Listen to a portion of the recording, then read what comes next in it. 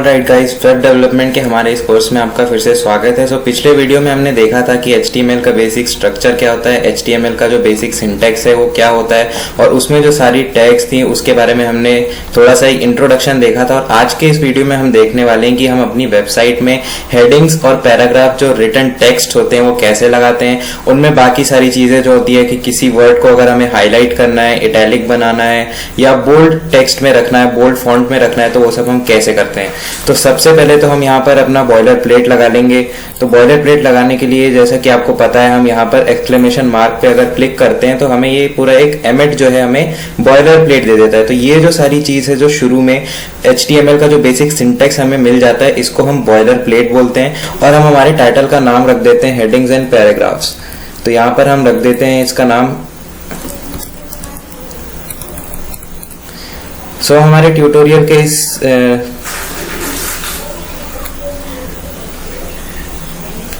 हम हमारे ट्यूटोरियल का नाम हम हमारे इस ट्यूटोरियल के टाइटल का नाम रख देते हैं हेडिंग्स एंड पैराग्राफ्स। तो इसका नाम हमने यहाँ पर रख दिया है, टाइटल रख दिया हमने हेडिंग्स एंड पैराग्राफ्स। और हम हमारे बॉडी टैग में हम कोडिंग करने जा रहे हैं। जैसे कि मैंने आपको पिछले वीडियो में बताया था, हम अगले वीडियो में बॉडी टैग के अंदर लिखना शुरू करेंगे। तो सबसे पहले मैं आपको बता दूं यहाँ पर H1 क्या होता है। तो H1 जो है वो एक हेडिंग है। ऐसे सिमिलरली यहाँ पर हम H1, H2, H3, H4 और H6 तक जा सकते हैं। तो हम यहाँ पर सारे एक बार लगा देते हैं और इसे आप देख सकते हैं कि यहाँ पर हम कॉपी पेस्ट कर सकते हैं। आप बेसिकली इसको डायरेक्टली कॉपी पेस्ट कैसे कर सकते हो, तो इस लाइन पे आप अगर एक बार अपना कर्सर रख के shift plus alt plus up या डाउन एरो करेंगे तो ये जो चीज़ है वो ऊपर नीचे दोनों तरफ कॉपी हो जाएगी। जैसे मान लो मैं भी shift plus alt plus down arrow लगाता हूँ तो यहाँ पे मुझे एक और बार ये लाइन मिल चुकी है। अब अगर यही लाइन मुझे एक और बार चाहिए तो मैं इसे ऊपर की तरफ कर दूंगा तो मुझे एक और बार H1 लाइन मिल गई। तो मैं यहाँ पर इसे ऑब्वियसली H1 तो नहीं रखूंगा हर बार, मैं यहाँ पर इसे एक बार H2 कर देता हूँ, नीचे इसे H3 कर देता हूँ और यहाँ पर H4 बना देता हूँ और एक H5, सिमिलरली H6। तो हमारे पास यहाँ पर ये सारे टैग्स आ चुके हैं हमारे पास। ये तो हमारा H4 होना चाहिए, नीचे वाला H5 होना चाहिए और ये H6 होना चाहिए।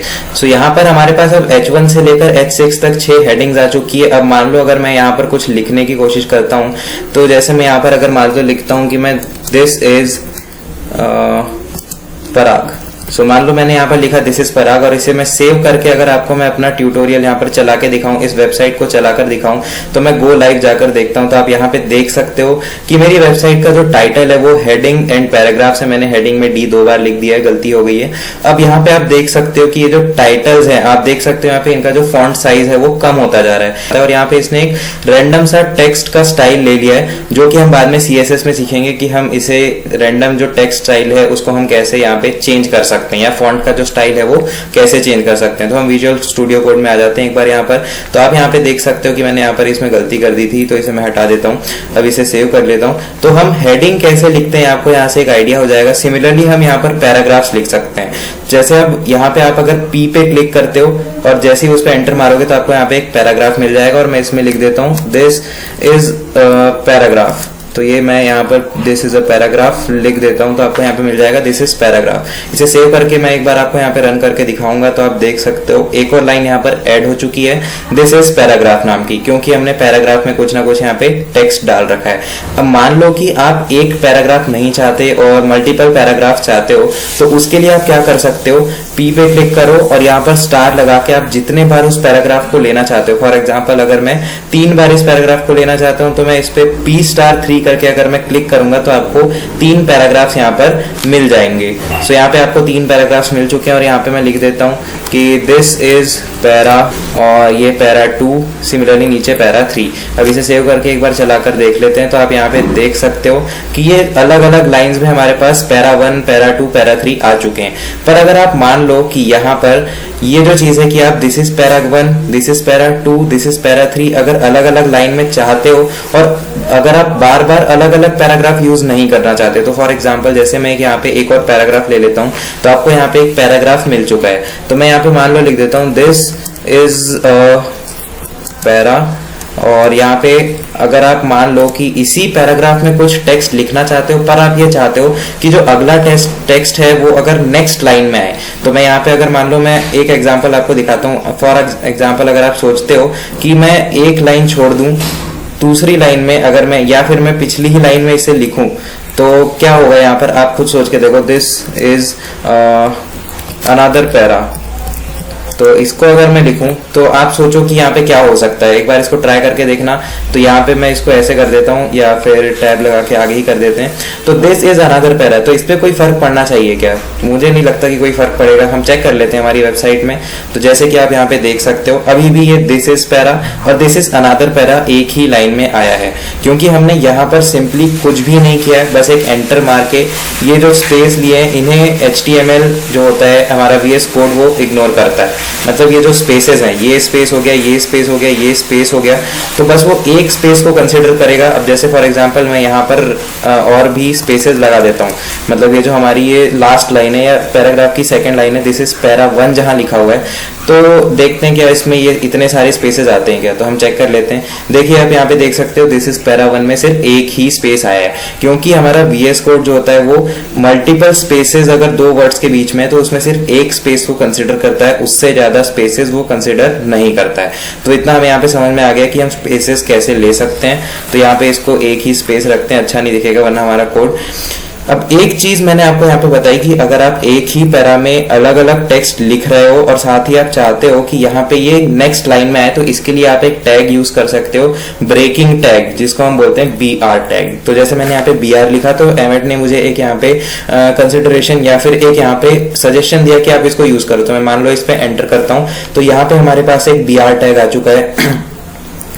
अब हम इसे सेव करके चलाकर देखते हैं। तो आप यहाँ पे देख सकते हो difference, this is para, this is another para. मतलब यहाँ पर ये जो दिस इज अनदर पैरा वाली लाइन यहाँ पे VS कोड में हमने लिखी थी, ये जो चीज है ये हमारी नेक्स्ट लाइन में आ चुकी है। सो यही चीज अगर हम हमारे हेडिंग में भी लगाना चाहते हैं तो मैं एक बार यहाँ पे BR लिख के देखता हूँ। अब हम यहाँ पे चेक करते हैं कि हमारी वेबसाइट में कुछ डिफरेंस आया है कि नहीं पहली लाइन में। तो जैसे कि आप देख सकते हो हमारी हेडिंग भी अब ब्रेक हो चुकी है।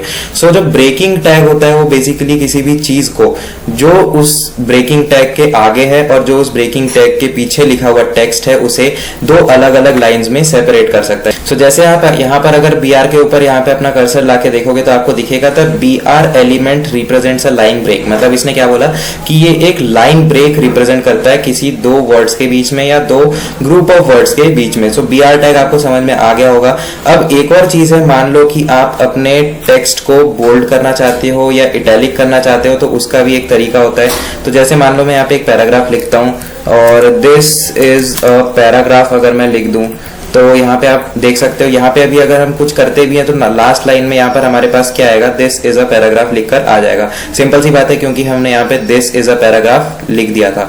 सो गाइस अगर आपको किसी वर्ड को स्ट्रॉन्ग या फिर बोल्ड बनाना है तो मैं जैसे अगर मान लो इसको कट कर देता हूँ और यहाँ पर अगर मैं लिखूं STR, तो मैंने यहाँ पे जब STR लिखा तो आपको यहाँ पे 3 सजेशंस मिले। अब मैं स्ट्रॉन्ग पे क्लिक करता हूँ और यहाँ पे मैं इसे पेस्ट कर देता हूँ पैराग्राफ को। तो क्लियरली आप देख सकते हो हमारी जो लास्ट लाइन है वहां पे आप देख सकते हो कि जो पैराग्राफ जो वर्ड है वो हमारा बोल्ड होके आ गया है। ये यहाँ पे हाईलाइट हो रहा है, बोल्ड लेटर्स में आ चुका है। सो यहाँ पे हम अगर किसी वर्ड को बोल्ड करना चाहते हैं तो उसके लिए सिंपल सा तरीका है, आप एक स्ट्रॉन्ग टैग यूज कर लो। अब जैसे आप अगर क्वेश्चन पूछते हो कि यहाँ पे हर एक टैग के लिए उसका क्लोजिंग टैग है, जैसे H1 के लिए H1 है, सिमिलरली इन सारे टैग्स के लिए आपको यहाँ पे क्लोजिंग टैग दिख रहा है, पर जो BR टैग है उसके लिए यहाँ पर कोई भी क्लोजिंग टैग नहीं है। आपको सिंगल टाइम यहाँ पे BR टैग देखने को मिल रहा है। तो इसका रीजन ये है कि BR जो है वो एक सेल्फ क्लोजिंग टैग है, मतलब इसको आपको क्लोजिंग टैग देने की जरूरत नहीं होती। ब्रेकिंग टैग जो होता है या लाइन ब्रेकिंग टैग है हमारा, वो एक सेल्फ क्लोजिंग टैग है, उसे आपको सिर्फ एक बार ही लिखना होता है। तो यहाँ पे हमने देखा कि किसी वर्ड को अगर आपको बोल्ड बनाना है तो उसका एक तरीका तो ये है कि आप सीधे यहाँ पे स्ट्रॉन्ग टैग यूज कर लो। सो इसका एक और तरीका है किसी वर्ड को बोल्ड बनाने का, वो है आप अगर B टैग यूज कर लेते हो, B मतलब कि बोल्ड टैग, और इसके अंदर मैं मान लो लिख देता हूँ पैरा। तो अब हम इसे सेव करते हैं और हमारी वेबसाइट को चलाकर देखते हैं तो आप फिर से देख सकते हो कि जो पैरा वर्ड है यहाँ पे हाईलाइट हो चुका है। सो यहाँ से हमें ये पता चल गया कि पैरा वर्ड को हाईलाइट करने का तरीका है, पैरा वर्ड को आप देख सकते हो B टैग यूज करके, जिसको हम बोल्ड टैग भी बोलते हैं, उसको यूज करके आप यहाँ पर अपना पैराग्राफ या फिर जो पैरा वर्ड है उसको बोल्ड लेटर्स में ला सकते हो। अब एक और चीज है कि अगर आप मान लो यहाँ से अपने किसी एक वर्ड को इटैलिक वर्ड्स में लिखना चाहते हो तो उसका पहला तरीका है EM टैग यूज करना। तो फॉर एग्जांपल अगर मैंने यहाँ पर दिस वर्ड को सीधे इटैलिक कर दिया तो मैं इसके लिए एक EM टैग यूज कर सकता हूँ। तो EM टैग के अंदर मैंने यहाँ पे इसे लिख दिया दिस। अब मैं इसे सेव करके देखता हूँ और आप वेबसाइट में चेंज देख सकते हो। ये जो वर्ड्स है यहाँ पे आपको सिंपल टेक्स्ट में दिख रहे हैं, सिंपल फॉन्ट्स में दिख रहे हैं, पर ये आपको इटैलिक फॉन्ट्स देखने को मिल रहे हैं दिस वर्ड पे। तो इसका मतलब यहाँ से एक चीज निकल के आई कि आप EM टैग का यूज करके किसी भी वर्ड को यहाँ पर इटैलिक कर सकते हो। और इटैलिक बनाने का एक और तरीका है, जैसे फॉर एग्जांपल मैं इस दिस वर्ड को इटैलिक बनाना चाहता हूं तो उसके लिए आप आई टैग यूज कर सकते हो। आई पे अगर आप क्लिक करोगे और इसे यहाँ पे अगर पेस्ट कर देते हो तो आई टैग का मतलब होता है इटैलिक वर्ड्स, इटैलिक फॉन्ट। तो हम इसे सेव करके एक बार रन करके देखते हैं तो हमारी वेबसाइट में आपको चेंज देखने को मिलेगा कि यहाँ पर ये जो वर्ड है दिस इज पैराग्राफ, अब यहाँ पे दिस वर्ड जो है यहाँ पे इटैलिक्स में आ चुका है। अगर आपको क्लियरली नहीं दिख रहा है तो हम यहाँ पे इस सेकंड वाले को भी कर देते हैं। तो इसको हम यहाँ पे देखते हैं हम क्या कौन सा टैग लगाएंगे, आई टैग लगाकर देखते हैं। तो आई टैग में अगर आपने यहाँ पे इसे पेस्ट कर दिया, सेव करके अगर आप अपनी वेबसाइट को चलाकर देखोगे तो ये वर्ड भी यहाँ पे इटैलिक हो चुका है। हम एक पैराग्राफ लगा देते हैं यहाँ पे। सो एक और बहुत ही इंपॉर्टेंट चीज आपको यहाँ पे विजुअल स्टूडियो कोड प्रोवाइड करता है, जो कि इतनी ज्यादा इंपॉर्टेंट नहीं है, पर अगर आपको मान लो कुछ वर्ड्स चाहिए, जैसे फॉर एग्जाम्पल मैं यहाँ पे अगर मैं पी के अंदर लॉर लिखता हूँ या लॉरेम लिखता हूं और इसे मैं एंटर मारता हूं तो आपको यहाँ पे दिख सकता है, आप सिंपली देख सकते हो यहाँ पर हमारा जो पैराग्राफ हमने बनाया था उसके अंदर आपको कुछ रैंडम वर्ड्स देखने को मिल गए जिनका कोई एक्चुअली में कोई मीनिंग तो है नहीं। लॉरेम का कोई मीनिंग नहीं होता, इप्सम का कोई मीनिंग नहीं होता।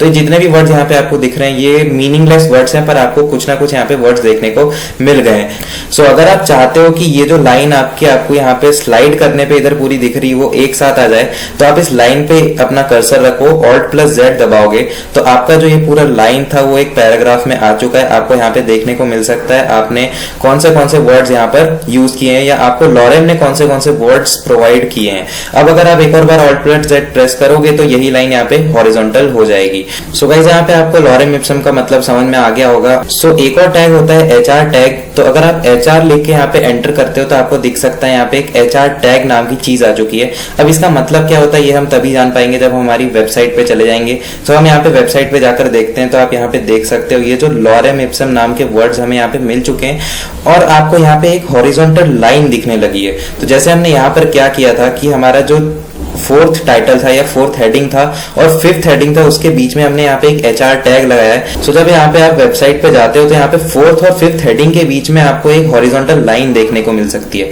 इसका मतलब ये है कि जो HR टैग है वो एक हॉरिजॉन्टल लाइन प्रोवाइड करता है। जिस दो चीजों के बीच में या दो टाइटल हो या दो पैराग्राफ के बीच में अगर आपने इसे लगाया है तो आपको उन दोनों चीजों के बीच में यहाँ पे एक हॉरिजॉन्टल लाइन देखने को मिलेगी। अब जैसे फॉर एग्जाम्पल मैं यहाँ पर अगर सिक्स्थ हेडिंग और एक पैराग्राफ के बीच में अगर HR टैग यूज करता हूं और इसे सेव करके अगर मैं रन करता हूं तो आप यहाँ पे देख सकते हो दो हॉरिजॉन्टल लाइंस आप यहाँ पे देख सकते हो।